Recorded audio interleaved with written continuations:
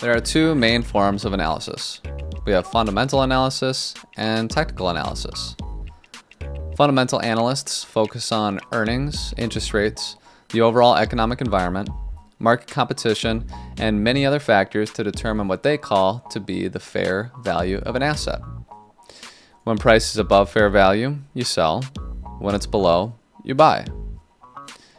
Technical analysts, on the other hand, believe that all information given by fundamental analysts is already priced into the market.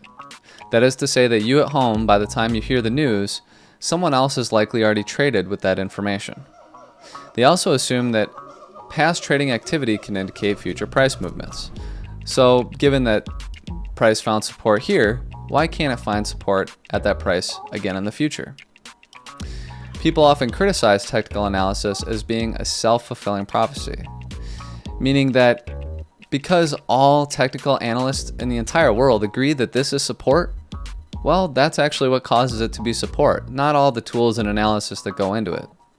But to some degree, I believe that technical analysis is sort of a language between traders, right? So maybe this is partially true. No one can tell for sure.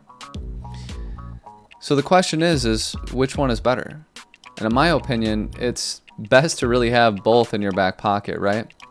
With that said, from my own personal experience, I can say that technical analysis is truly a powerful tool that is worth learning if you're going to be a trader.